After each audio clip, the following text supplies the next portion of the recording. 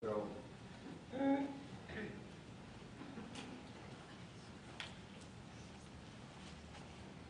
we pray? Our blessed Redeemer, Holy Father, dear God, we thank you for this occasion that we can come together, glorify you as the true and living God, study together and pray together, sing your praises without any fear. We're grateful unto you, and we pray that this condition would continue. We're thankful, Father, for every individual here, and we're thankful for Rick to bring our lesson, and we'll pray that he might have a good remembrance of those things that he wants to present. Dear God, help us all to take them into our heart and live your principles, live the truth, and be such a life that we can guide others to you. They'll want to join us in your holy service. Dear God, we do pray for all of our brethren, all of the ones that we love that are ill, especially those that are part of this church, but for all our brethren throughout the world. We pray that you would give all of us understanding and wisdom to do the things that would glorify you. In Jesus' name we pray. Amen. Amen.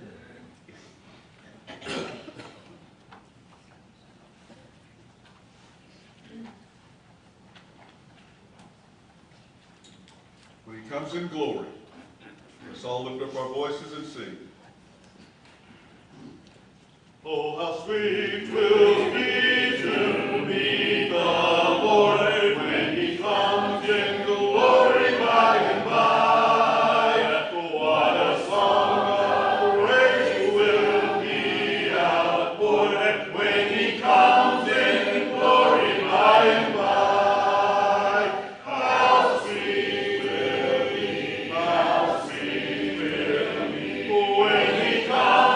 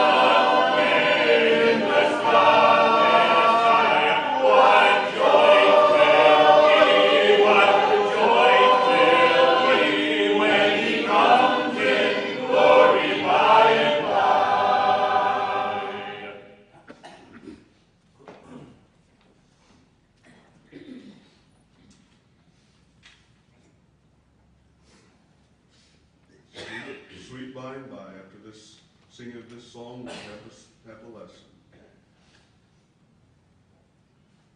There's a land that is fairer than day, and by faith we can see it afar, for the Savior waits over the way to prepare us a dwelling place there in the sweet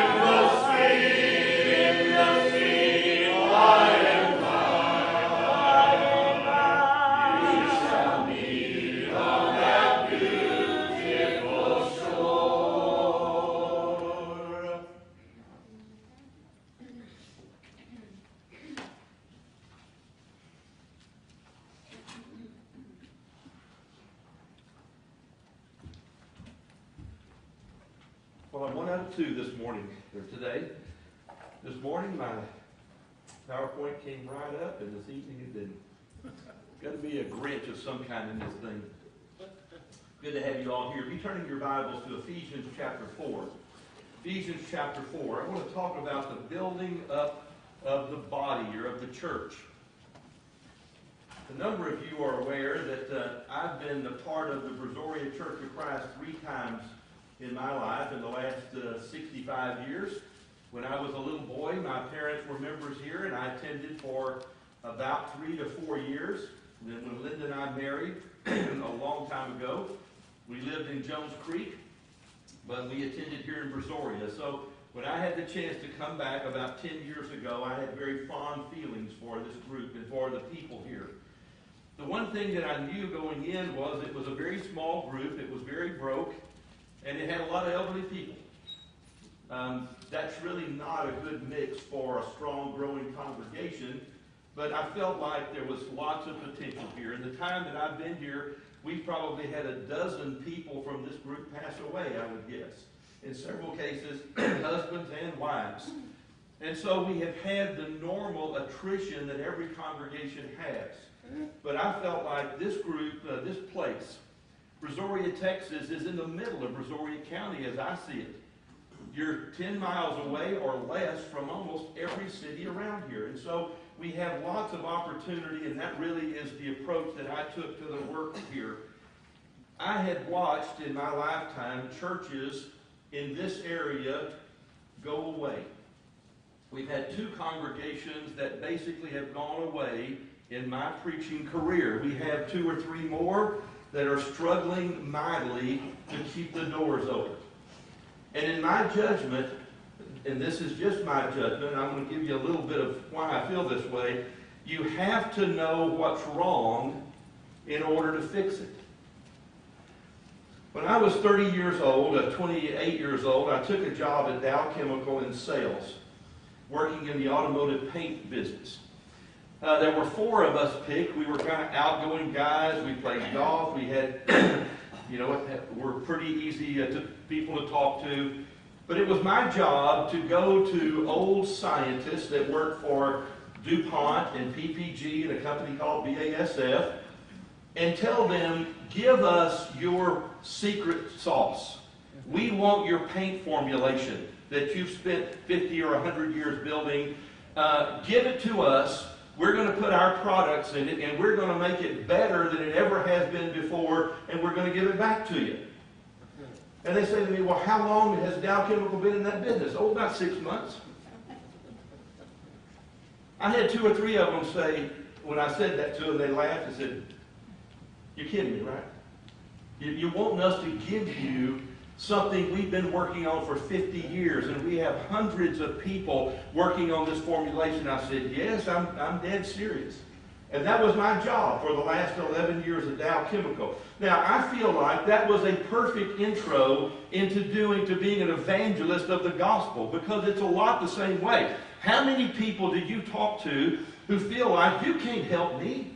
You don't know what my problem is. Are you expecting me to sit down and listen to you and tell you about my problems, and you tell me you're going to fix my problems?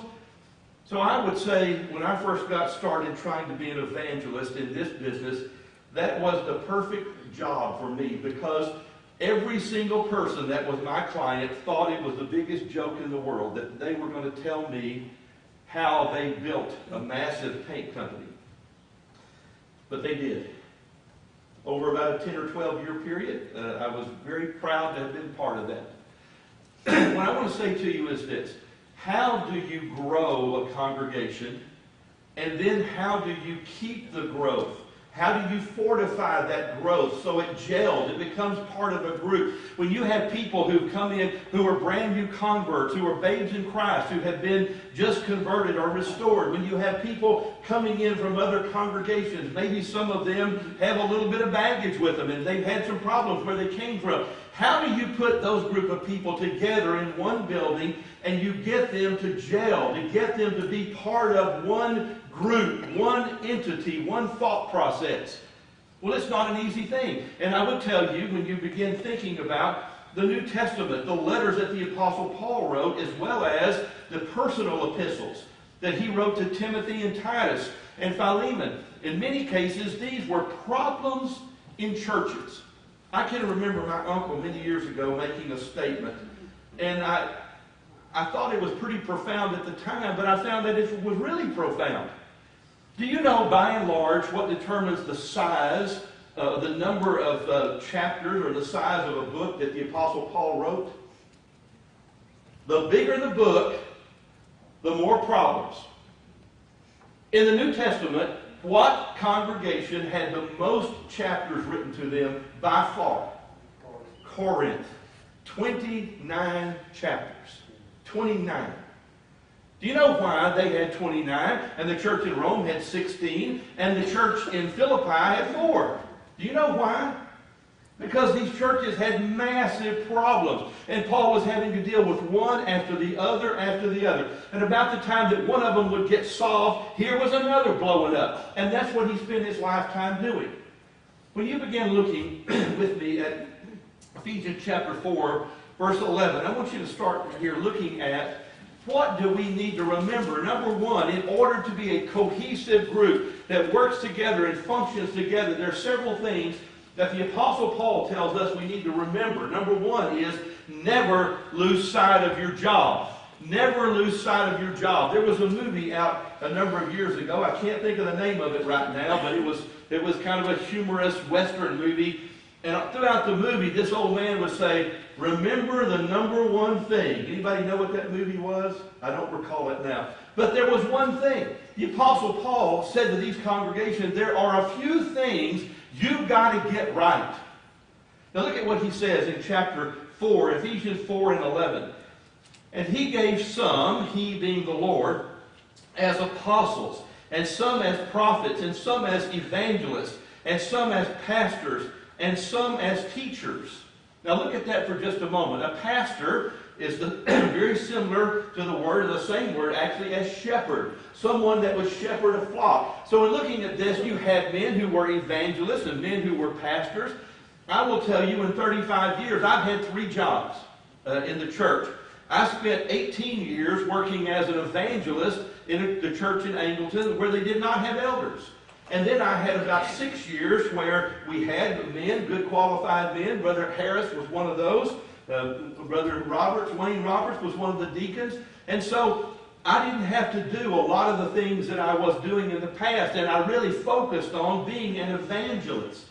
But there are people that God gave them the talent and the ability to be a teacher.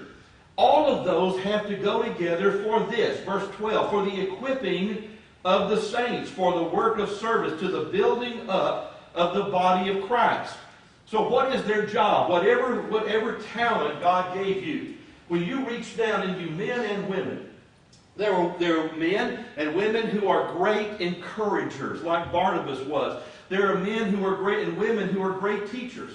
Could you imagine me trying to teach the 5-year-old class or the 6-year-old class? I'd probably be covered in glue and paint by the time I got out of there. I can't do that. But there are people who spent their lifetime learning how to teach young people and children and all different kinds of things.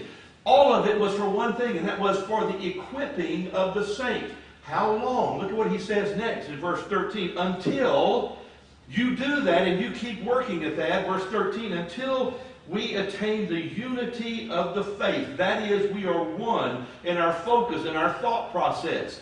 Until we attain the unity of the faith, of the knowledge of the Son of God, to the mature man, to the measure of a stature which belongs to the fullness of Christ. In these 3 verses, and I want to pick up verse 14 in a moment, he's dealing with this. God gave all of us different talents. We're going to be looking at 1 Corinthians 12 in a moment. When I decide I'm going to use my talents to help this group right here become better, I'm going to use all the talents that I have. I'm going to throw myself into this work and make it as good as I know how to make it. Then God's going to give me more talents. And He's going to give me more talents. Anybody know what parable I'm talking about? The parable of the talents, Matthew 25. So what happens if for whatever reason, because of fear or because of a bad attitude, you decide, well, I know I have this talent, but I'm not going to use it. God told you very specifically what's going to happen if you do that. What is it? I'm going to take it away. I put talents inside of you, and it's your job to figure out what they are and to use them. And if you use them, I'm going to grow them. If you don't use them, I'm taking them from you. Anybody know the very end of that parable? He took the talent from the 1 talent man, and what happened to it? He gave it to the 5 talent man. Isn't that amazing? You ever heard this old saying, if you use it, if you don't use it, you lose it? That's absolutely the case in verse 14. As a result, if we keep doing this until we reach maturity and unity, as a result in verse 14, we are no longer to be children tossed here and there by waves and carried away by every wind of doctrine, by trickery of men, by craftiness and deceitfulness, but speaking the truth in love, we are to grow up in all aspects of Him. That's what the collective talents of this congregation is supposed to do. And that is cause this group to unite, to think together, to become mature people until we get to where the Lord considers us to be complete. You know, in several congregations, I'm going to tell you, He said to them, this is Revelation chapter 2 and 3, I have not found your deeds complete. I find your deeds wanting. That's what He said to congregations in the 7 churches, Revelation 2 and 3.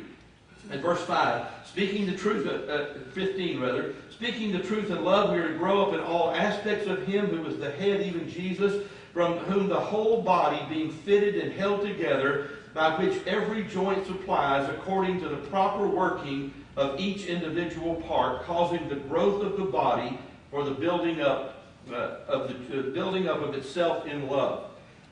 I want you to think about a picture of a person that's healthy. And this healthy person, their hands work, and their shoulders work, and their legs work. I'm not too far away from not having all of mine work. Then you see a person sometimes that has a lame leg, or a person that has an arm cut off. This is an odd thing. In my day job, I have 3 men who only have 1 arm. 3 men who have lost or have no right arm. All 3 of them lost their right arm. Now, they've learned how, all of these men are 65 to 75, 80 years of age, and they've learned how to survive. But do you think it would have been better if they had 2 good arms? Now, one of them's a golfer, if you can figure that out. Some of you may know who I'm talking about. Lives in Sweeney. Now, what I say is this: congregations can survive if they're about half crippled. But it's not the best way. It's not the best way. If somebody's got a broke leg, the broke leg needs to get fixed so it becomes back like it needs to. If somebody had both ears cut off, you see what happens. People learn how to adapt, but that's not how the Lord wanted it in congregations of people. He wanted us to be mature, to be grown, to be healthy. How do you do that? You do that by every single part of the body doing what it's supposed to do. That's how a healthy body works. When you take a look at sounding the gospel, what is the job here? Matthew 16 and 28, Mark 16, we talked about that. In 1 Thessalonians, I want you to turn with me for a moment. The church in Thessalonica was an interesting study. We will be studying this book maybe a couple of years from now. It was a baby congregation. It was a congregation that started small and had incredible growth. And the Apostle Paul blessed them because out of this little mustard seed of a congregation, it grew and it grew and it grew, and the world, it was known worldwide. I want you to look with me in 1 Thessalonians chapter 1 and verse 8. 1 Thessalonians 1 and 8. For the word of the Lord has sounded forth from you, not only in Macedonia and Achaia, but also in every place. Your faith toward God has gone forth, so that we have no need to say anything. This congregation, that when you look at this book, Paul was dealing with several things. You're not a mature congregation. You're not a strong congregation. You're a congregation that loves the Lord, but you've got a bunch of baby Christians, and a lot of your problems need to be fixed. But they were excited about what they were doing. I want you to look in 2 Thessalonians chapter 3. 2 Thessalonians chapter 3, in verse 1.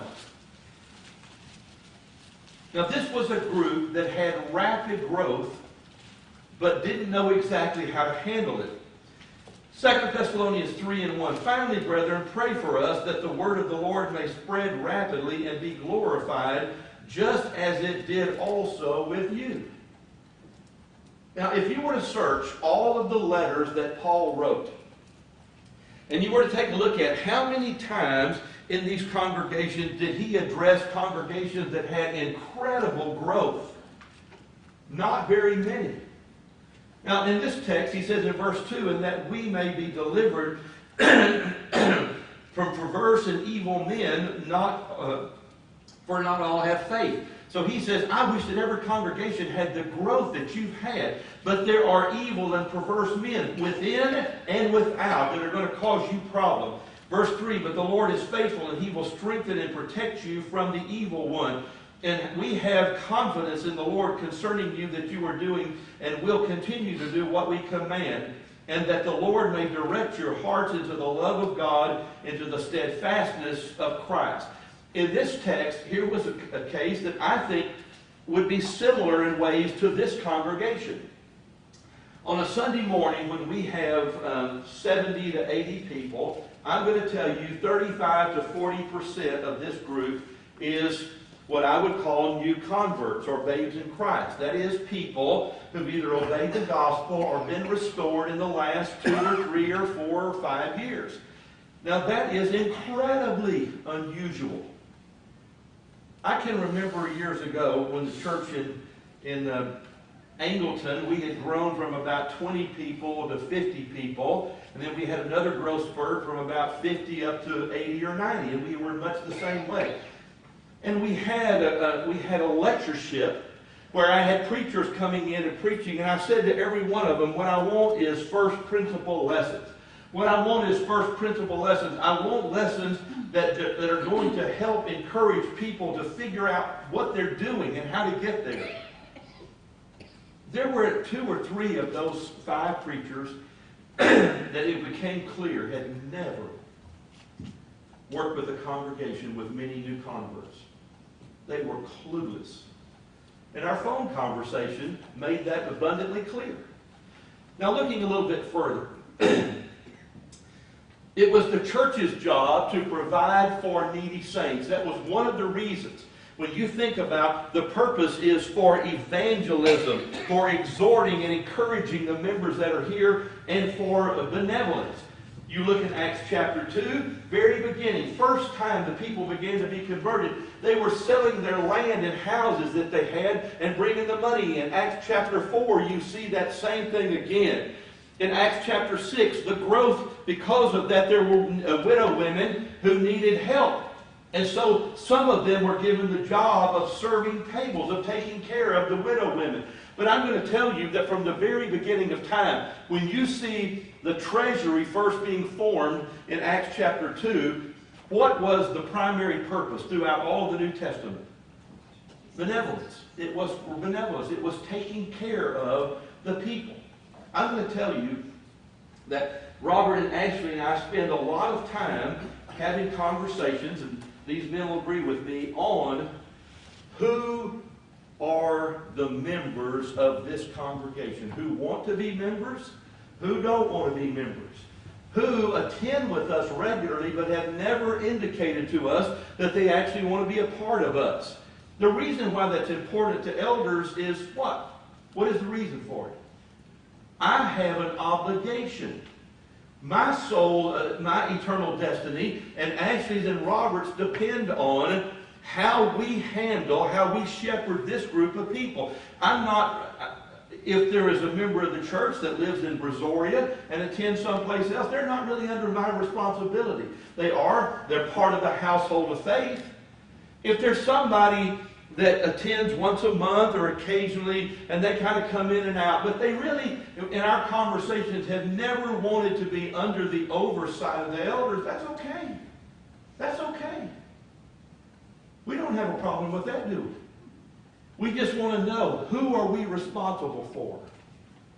The reason is we have different responsibilities to you than we do to every other Christian and every other human being on earth. This is one of them, the matter of benevolence. Now, looking a little bit further. So what you see in all of this is we provide for the needy saints. That was the primary purpose of the treasury.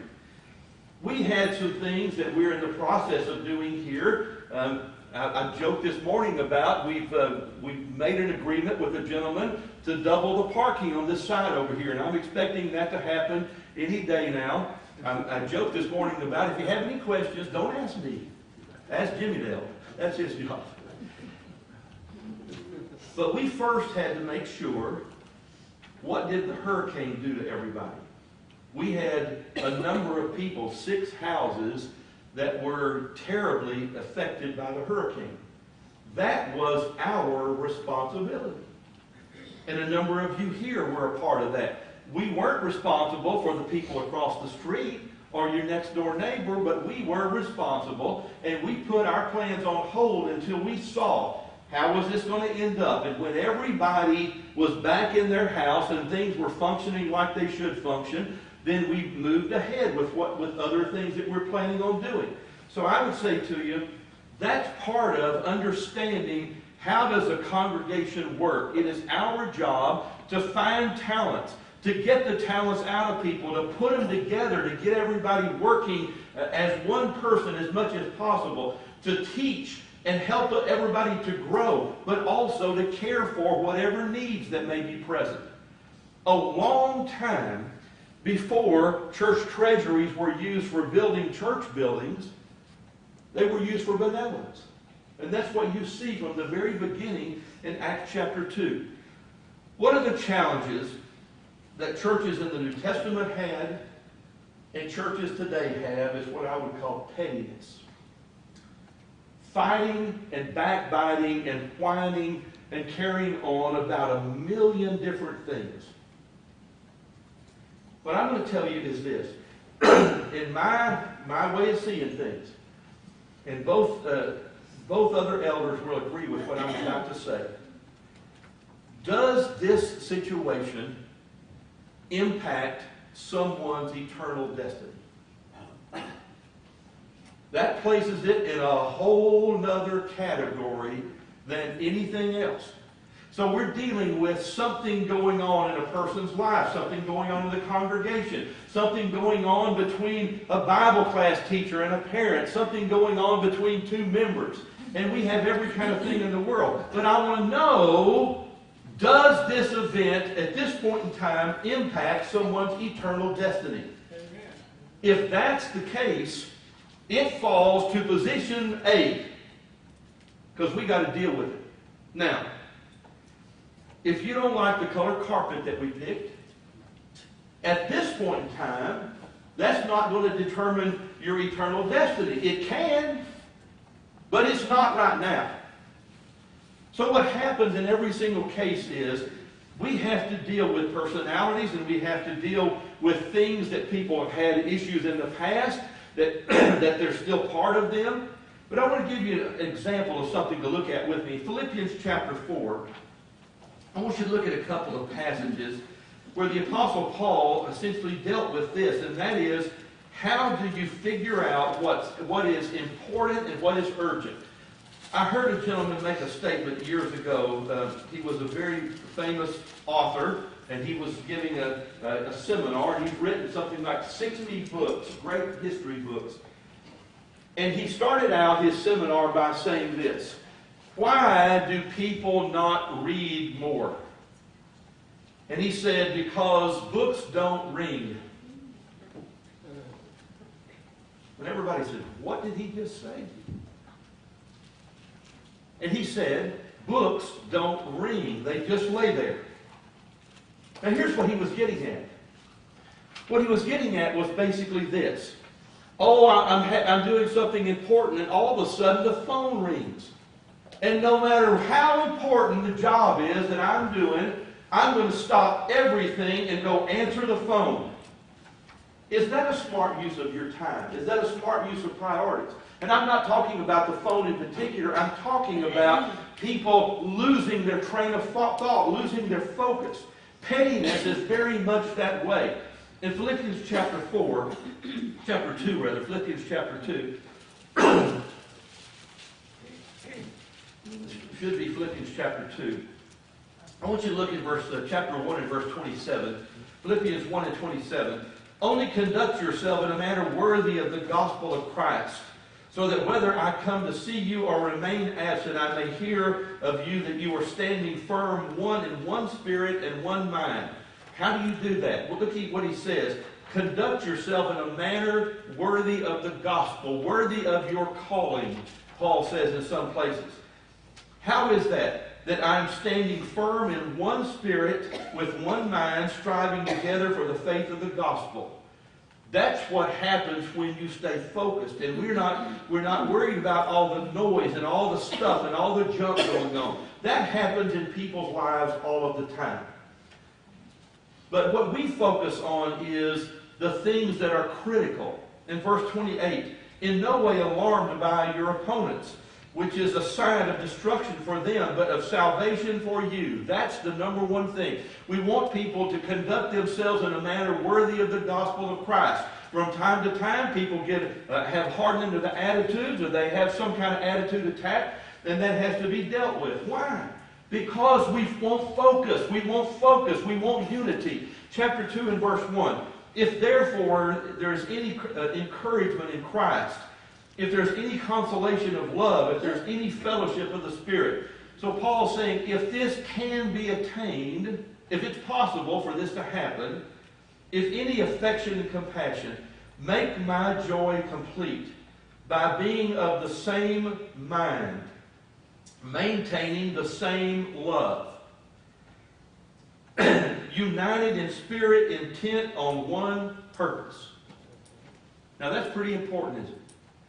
If you go into every discussion, every conversation, every meeting with people, every church service, every day of your life, your goal is the unity of the spirit of this congregation. You don't want to be the leg that's a gimp leg. You don't want to be the arm that's missing. You don't want to be, because of whatever reason, I'm withholding my talents and my affections because I haven't been treated right or whatever. In verse 3, do nothing from selfishness or empty conceit, but with humility of mind, let each one of you regard one another as more important than himself. How hard is that? How hard is it for you to put every other person in this congregation ahead of you? That I'm not going to do anything. And all of a sudden, I start getting the hardening of the attitudes here, and I start getting this bad attitude, and I'm mad at somebody, or I'm mad at some group of people, or I'm mad at the preacher, or I'm mad at the elders, I'm mad at somebody. I'm still going to attend here, but I'm going to be very much like when you have a bruise somewhere on your body, and every time you touch it, you think, oh man, what just happened? Well, you hit my bruise. Well, sometimes there are some brothers and sisters that are the bruise. And every time you touch them or touch anything around them, it's going to create a problem. What causes that? Selfishness. Conceit. Me. How does it make me feel? How does it make me look? How does it make me function? So he says, when you put that away, he says, verse 4, do not merely look out for your own personal interest, but but also the interest of others. I have to worry about my interests. I got bills to pay. I got a job. I got a family. I've got things. But if it stops, and my interest does not continue on to you. One thing that I can remember hearing this in Angleton when we got to where we were packed full. And we had a number of times here where people are sitting on the front benches and the back and everything playing stuff. And I hear somebody say, was so-and-so here today? And I said, no, they weren't. Well, they sit on the other side of the building And I don't get over there. Well, that's really true, because when it's cram-packed full, and when the dismissal prayer, everybody breaks out into the aisles, it's very difficult to get from over there to over here, isn't it? So that is a little bit of a challenge. So how do you deal with that? You have it as a priority. You have people that you want to check on. I haven't seen this person. Well, what do I do about it? Well, I can mention it to somebody else, and that's okay. But does that really help? What I need to do is call or send a card. If I haven't seen somebody in a few days or a week or a couple of weeks, I need to say it's my job. I'm not merely looking out for my own personal interest, but for the interest of others. In verse 5, have this attitude in yourself, which was also in Christ Jesus, who, although he existed in the form of God, did not regard as equality with God a thing to be grasped, but he emptied himself, taking on the form of a bondservant and being made in the likeness of men. And being found in the appearance of man, he humbled himself, and becoming obedient to the point of death, even the death on the cross. What does that mean? What was it that caused Jesus to leave heaven and come here and live on this earth for 30 years and then have a terrible life while he was here? Because he had other people's interest in mind instead of his own. What caused the Apostle Paul when he said in 2 Corinthians chapter 11, how many times he had been beaten and left for dead, how many times he had been stoned, how many times he had been in prison? Why did he do that? His whole life was about other people. How to take care of other people. Philippians chapter 1, where he says, I don't know what's better. Is it better for me to die and go be with the Lord, or to stay with you? Well, God didn't give him that choice. God would make that choice for him. The Apostle Paul lived on this earth as long as he was supposed to. But he gave his whole life for other people. Now, I will tell you, that to me is the center of pettiness. And that is selfishness or conceit, where I'm not being stroked. I'm not receiving my giddy-ups. How does the Lord look at that? How do you think the Lord looks at it when a person is disrupting and harming a local congregation for self-interest? How do you think that works?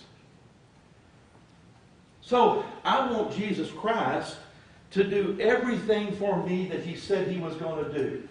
And that is, every single time I want to pray to the Father as a Christian, Jesus takes my prayers, he's my mediator, he's taking my prayers and he's going up and carrying them to God.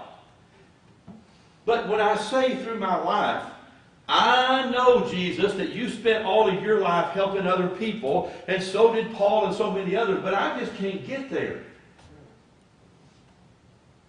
How does that work? So I've dealt with 1,000 of these in my lifetime. People griping because we made this change, or this happened, or some other thing.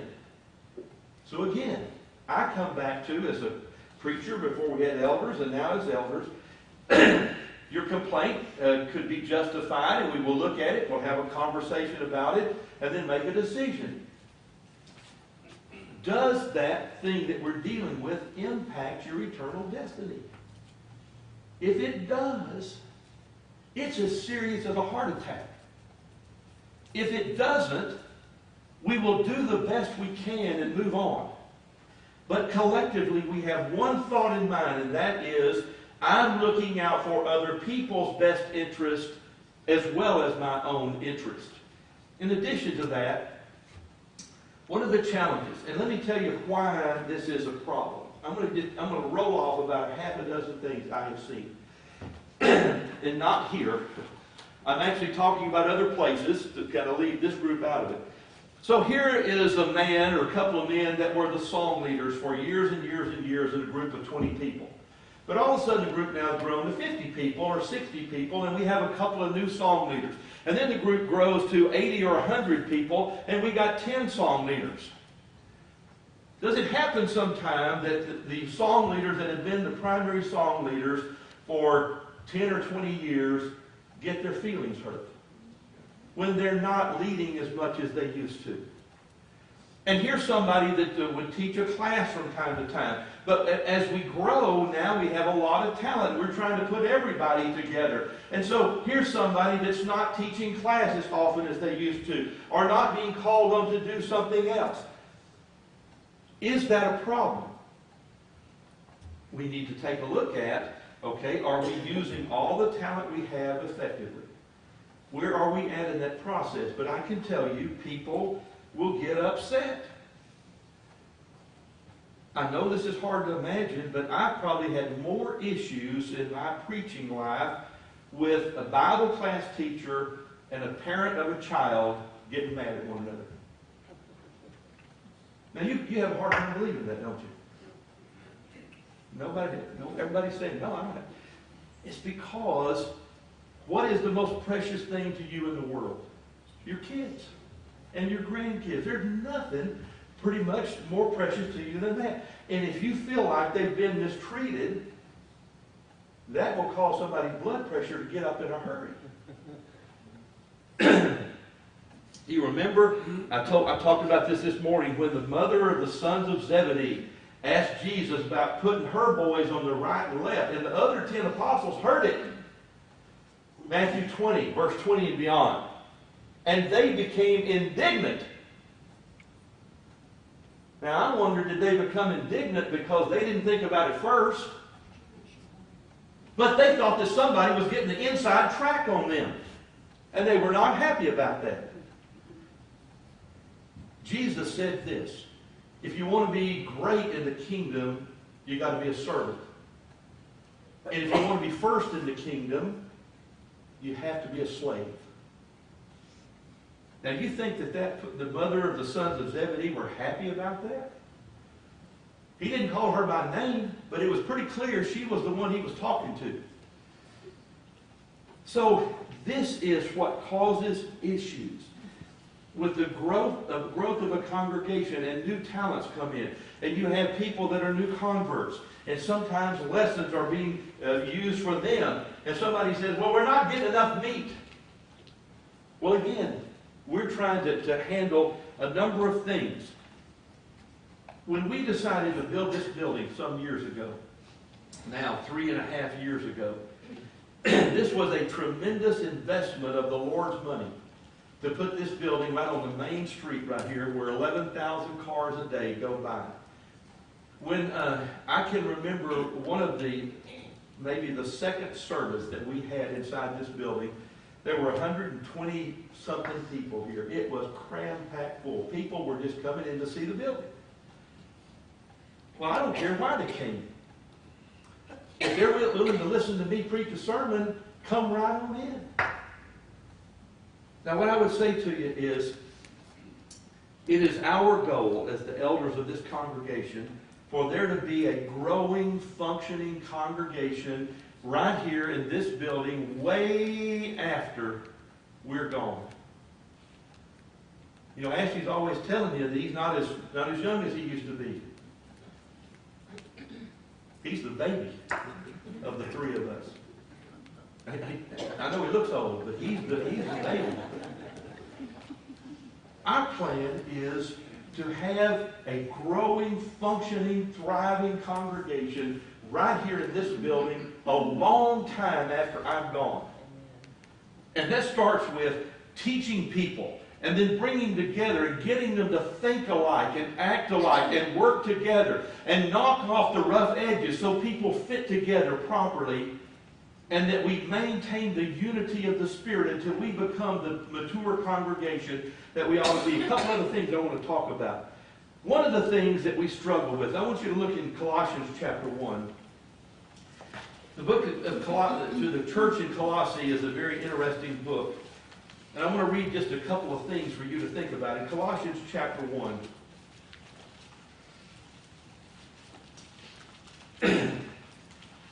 being thankful for what you have. How many of you have spent much time in the northeastern part of these United States or the northwestern part of the United States. I've spent a lot of time in both places. What do you think about if the closest congregation to you was 250 miles away? Would that be an issue? Or you've got a little group of people here, and I've done a number of meetings for little churches with 10, 12 people, and there's not another congregation within 250, 300 miles. In the Northeast, I'm going to tell you right now, there are at least 6 states that do not have a conservative congregation of God's people meeting.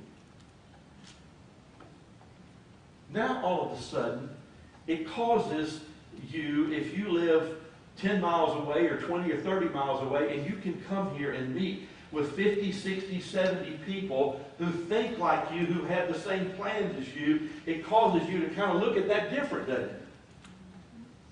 I will tell you, I've done a number of meetings in Rock Springs, Wyoming, as an example. Well, if you get mad there and decide that you're going to go to the next church, you better bring a tent and a sack lunch. The same thing is true in Vermont and New Hampshire, New York, upstate New York. There are places where there are not brethren like you anywhere around. I am so blessed. My wife and I have been in many foreign countries. I'll use an example. Spent a good bit of time in Scotland. In Scotland, there are strong conservative congregations all over Scotland who look just like us. And they sing the same songs we do. Now, you want to talk about an amazing thing. We've been in Edinburgh, Scotland, and you find out there's a congregation of God's people, and you show up there, and there's 200 people there. And they look and sound just like us. I remember a number of years ago in Grand Cayman, Linda and I used to go down there. It's a 1-hour flight, pretty cheap to get there, and it's about as beautiful as Hawaii. And so we happened to be there one time on a Thursday night. And I was looking to see if we were going to stay through the weekend. But I saw that they had their midweek service on Thursday night. So I said, well, let's go. Let's go to that. So we drive up here in Georgetown, Grand Cayman, and here's a beautiful building. And there was probably 100 people meeting there on a Thursday night. Was that encouraging to us, you think? It was tremendously encouraging. Now, what I would say is this. When you focus on the gratitude that you have for the Lord Jesus Christ, and you focus on the congregation of people that you have, and how many brothers and sisters are like you. We don't agree on everything, but we can meet in the same building and worship one another. I want you to look at this. Colossians chapter 1 and verse 9. For this reason also, since the day we heard of it, we have not ceased to pray for you and ask that you might be filled with all knowledge of His will and spiritual wisdom and understanding. So Paul, once he heard that a congregation had formed here, he was praying that they would be filled with the knowledge and with the wisdom and understanding that they ought to have. Verse 10, so that you may walk in a manner worthy of the Lord, to please Him in all respects, bearing fruit in every good work and increasing in the knowledge of God. That's what he was praying for regularly. Verse 11, strengthening with all power according to His glorious might for the attaining of all steadfastness and patience, and joyously giving thanks to the Father who qualified us to share in the inheritance of the saints of light. For He delivered us from the domain of darkness and transferred us into the kingdom of His beloved Son, in whom we have redemption, the forgiveness of sins. And He is the image of the invisible God, the firstborn of all creation. The Apostle Paul, when he heard of a congregation that formed in Colossae, and he wrote a letter, that's the first thing he wanted them to know. I'm praying for you, that you become a congregation that God wants you to be, and that you continue working together. The second thing is chapter 2 and verse 1. I want you to look at this for just a moment. In Colossians chapter 2 and verse 1. I want you to know how the great struggle I have on your behalf for all those who are in Laodicea and those who have not personally seen my face. So there were churches that knew Paul, and there were churches that never seen him. He had just heard about them. That their hearts may be encouraged, having been knit together in love and attaining to all the wealth that comes from the full assurance of understanding, resulting in a true knowledge of God's mystery, that is Christ himself, in whom are hidden all the treasures of wisdom and knowledge. We spent a good bit of time talking about the wisdom literature, what David wrote and what Solomon wrote, and how many times they used the word fool. And the fool was always somebody that thought they were smarter than God. That I got it all figured out. When a person gets to the point that they realize that once I get to the point that I'm becoming a mature Christian, I have confidence that God is pleased with who I am, with what I do. I used to hear my dad say this a lot, and it stuck in my mind. When you put your head on the pillow every single night, are you as confident as you can be that if you didn't wake up the next morning, the Lord would be happy to see you? Now that's pretty important, isn't it? If you're not confident that if you didn't make it till tomorrow morning, that the Lord would say to you, come on in. You got work to do. And Paul said that about this congregation. Take a look a little bit further in verse 4. I say this in order that no one may delude you by persuasive argument. For even though I'm absent in the body, nevertheless I'm with you in spirit, rejoicing to see your good discipline. How focused they were. And the stability of your faith in Christ. As you therefore have received Christ Jesus the Lord, so walk in him. Having been firmly rooted, and now having been built up in him and established in your faith, just as you were instructed and overflowing with gratitude. Now that's what I'm talking about. If I can keep this, it really doesn't matter how much this group grows. I have talents that I'm going to use. 1 Corinthians 12, he talks about that. I didn't read that because of time. But he says in 1 Corinthians 12, if the hand says to the foot, I'm more important than you, I don't need you. Or if the ear says to the eye, or the eye to the ear, I don't need you. What Paul basically says is, then you're a cripple. You're a cripple if you don't have all the parts functioning. A congregation is what he's talking about. He's talking about a local body. I have been blown away over the years. I end up doing lots of meetings for churches a lot bigger than this. That's really not what I like to do. I like to go to churches that can't afford a gospel meeting. And I say to them, I'll pay my way. I don't need your money. But when I see little congregations of 15, 20, 22 people meeting, and they got a song leader, and they have people that lead in prayer, and they have people that wait on the Lord's table, and they have people that teach the classes. Isn't that an amazing thing? A congregation I was at a few years back, about 17, 18 people. It reminded me of an ant. Isn't it amazing, a tiny little ant that we would crush with our foot or spray some type of killer and kill them in a minute. But that ant has a massive brain. It's 40% of the weight of an ant is their brain. They have a digestive system. That tiny little ant is completely formed, isn't it? It's a working entity. How about when you see little churches all over this land that don't have any more than a dozen people, and they are fully functioning congregations of God's people, and they're happy to be there and happy to be part of the work?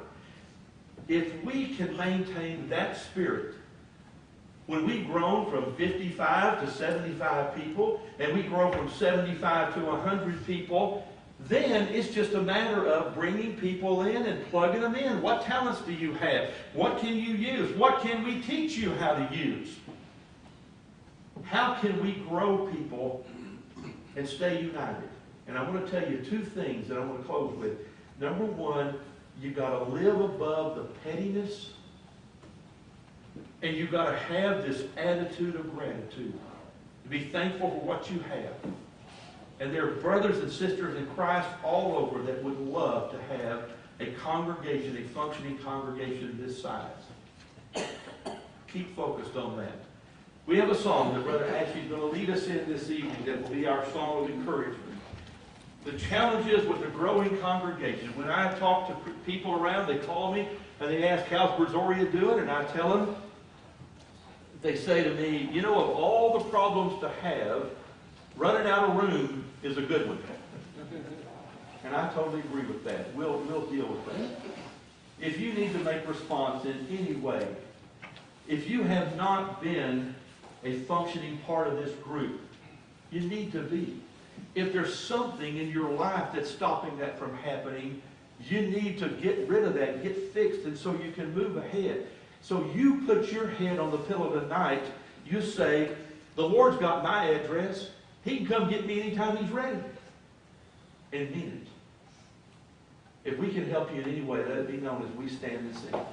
Oh, to Jesus I surrender all. To Him I freely give. I will ever love and trust in Him. His presence daily live. I surrender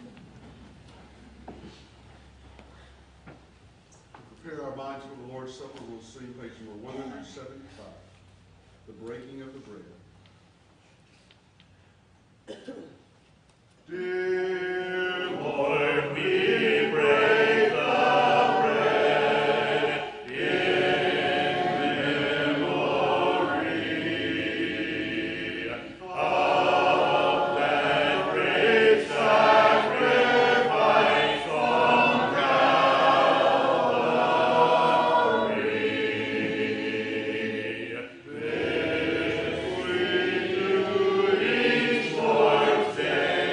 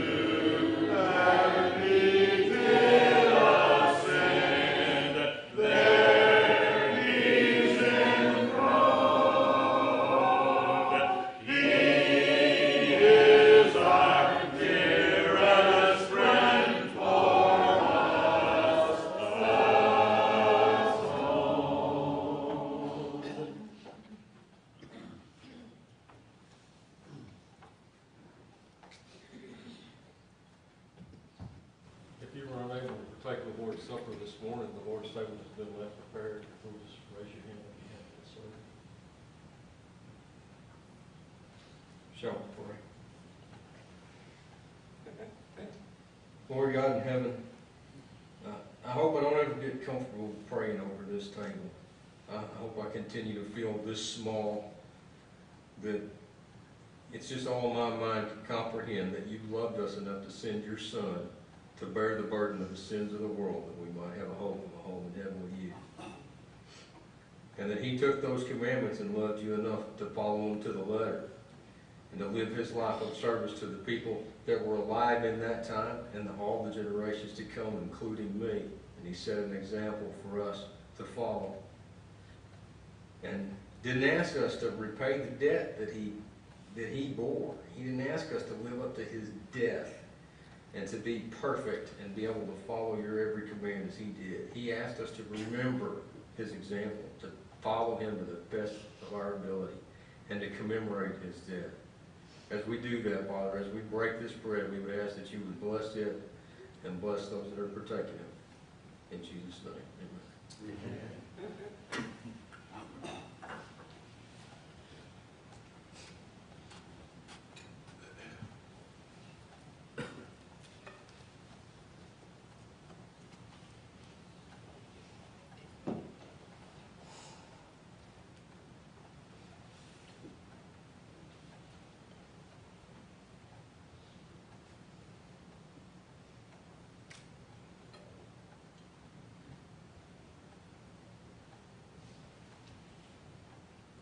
Did I miss anyone?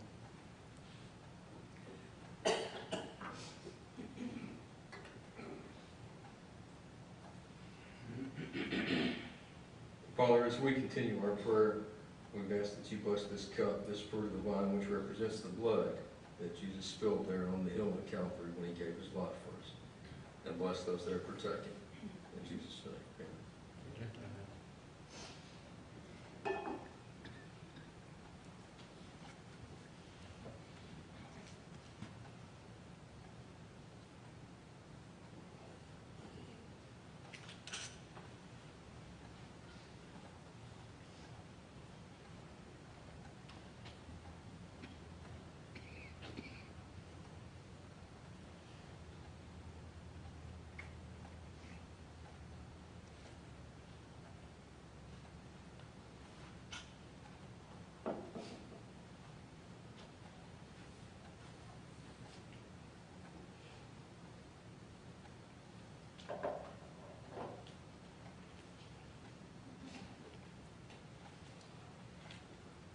If you missed the opportunity to contribute to the work of the church this morning, pass the collection plate now. Does anyone have any other announcements? You can go ahead and be standing.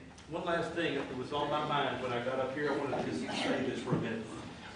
In the last 12 months, we have had 8 baptisms in this congregation.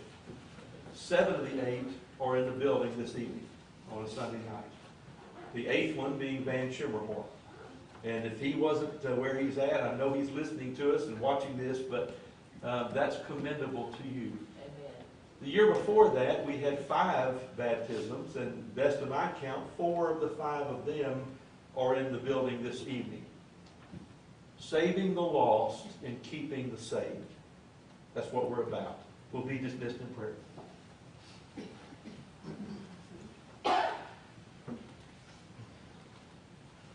Pray with me.